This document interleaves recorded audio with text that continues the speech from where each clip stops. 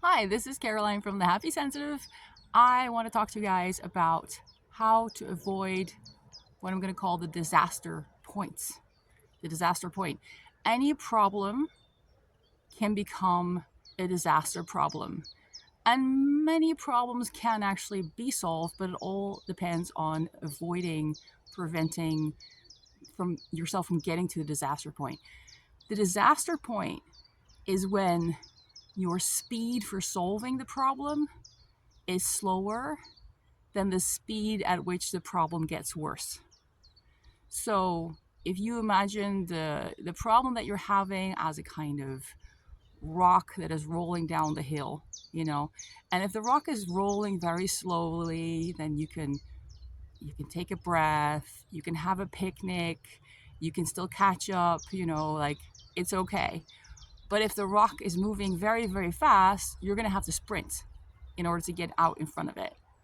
And if you have a rock that's moving very slowly, but in a kind of turtle in the hare scenario, you just wait too long, you're just dilly dallying, you have time, but you're not using your time, then you could end up in a situation where even if you sprint really hard, you cannot catch up with it anymore. So, understanding this concept of the disaster point is really important because this is something that I see a lot of people get into trouble they don't really get, right? Like they're like, oh, I have a problem. It's uncomfortable to solve. I've got some time, so I'll just wait because it's easier to wait. It makes me feel better, I guess. I can just pretend it's not there. But they're not taking into account how quickly the problem is getting bigger. And not all problems develop in a linear way. Some problems, they're like this, it just gets worse, worse, worse, worse, worse, incrementally worse. But some problems are like this. They're pretty stable, it seems, for a long time. And then suddenly it goes like this. And suddenly it gets really, really bad in a short amount of time. So when you have a big life problem, you have to get a sense of what kind of timeline are you dealing with, and what kind of timeline are you dealing with in terms of your own capacity to solve the problem. How long is it going to take you to develop the skills that you need to solve it? How much time are you going to make available? So don't go thinking, oh, I have a problem, it scares me, it's overwhelming, I'll just put it off because I have some time, and then I'll magically ramp up and like run really hard and like do all the things that I need to do, out of nowhere without any practice, because that's just not realistic.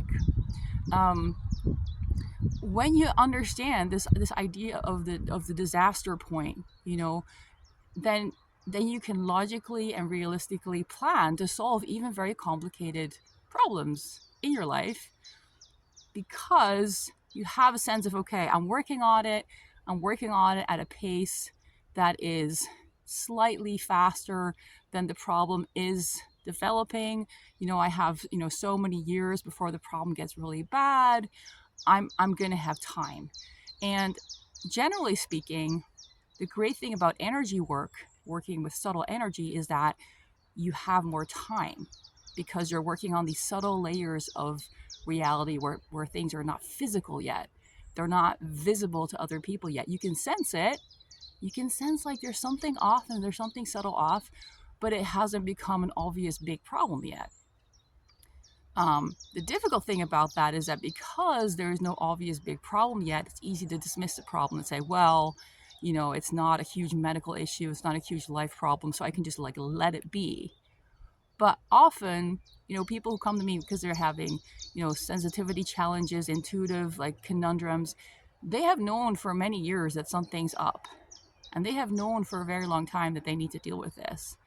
And, the longer you wait, the harder you make things for yourself, because then you suddenly have to sprint.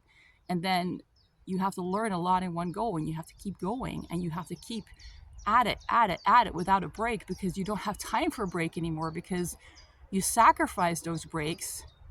You kind of like already used those up in the past.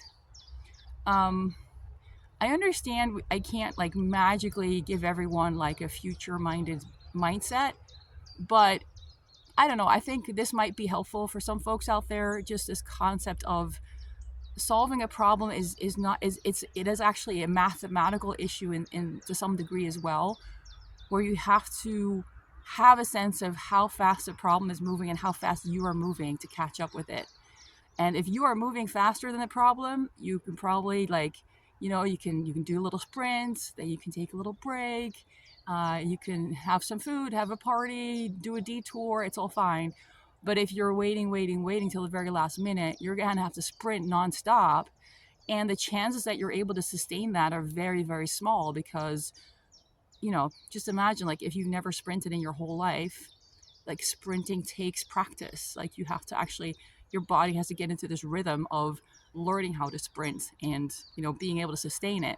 So you can't go from not sprinting to suddenly just like sprinting endlessly. Like, there's an adjustment phase, there's a learning curve, and there's a physical adjustment that needs to happen for your body to be able to sprint.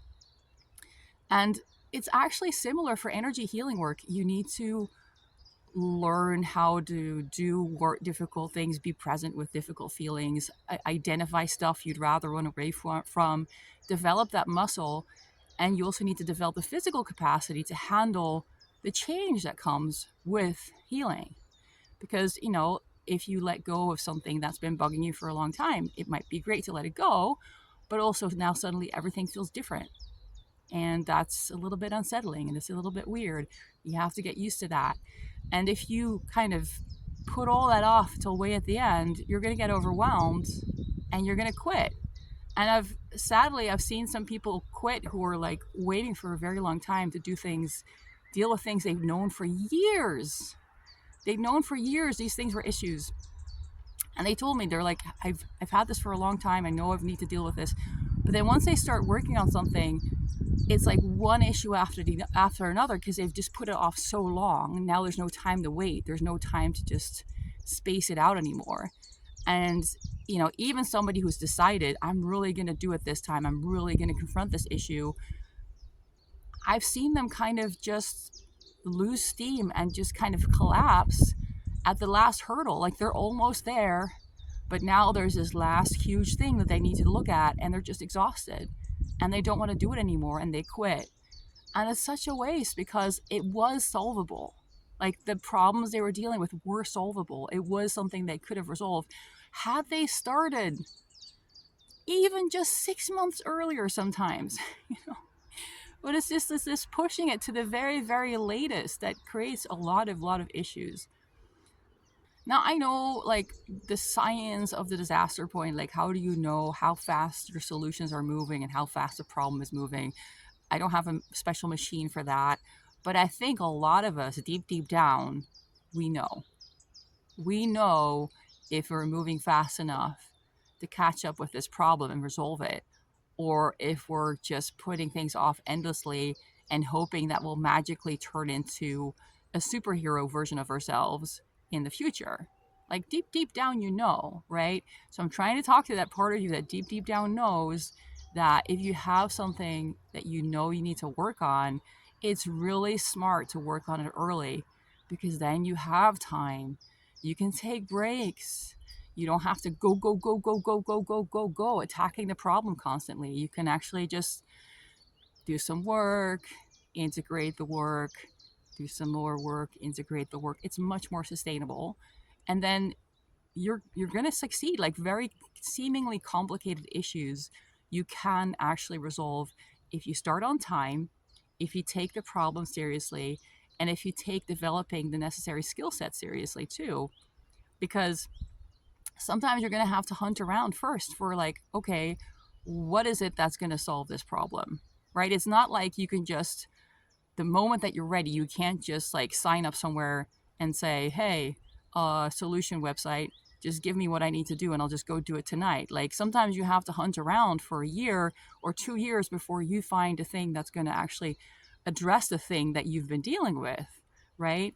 So that comes into it too, all this time. And your intuition, there's this inner clock, I believe, that gives you a warning in time. It's telling you in time, start dealing with this now. Start looking for solutions now. Start tackling this now. Stop running away from this. It's time to deal with this. If you listen to that clock, if you go along with it, you will be given enough time to solve the problem. But if you push back against that clock because you're anxious and you're insecure and you don't want to deal with it, and you're feeling a bit tired and all of that, then you're going to get into this situation where even if you do a massive, impressive last minute sprint, it can still not be enough because just logically, mathematically speaking, you've hit the disaster point where there's no way you can catch up anymore with the problem that has been building and building and building. So I believe we live ultimately in a friendly universe. There is support out there for you. There are benevolent forces that are trying to get you to do what you need to do, but nobody can make you do what you need to do. Like, you need to be the one who says, I'm taking this seriously. I want to do this. I'm listening to those hunches, those feelings that I'm getting, that this is real, this is serious, and I'm actually going to do the work. Like, you're the only one who can do that, and you have all the power and all the control to solve the problem, or to let a solvable, maybe not even that hard of a problem, turn into a massive clusterfuck because you've let it go past the disaster point. All right. I hope this was helpful for you. Thanks so much for listening. If you'd like to talk to me, I have clarity calls available.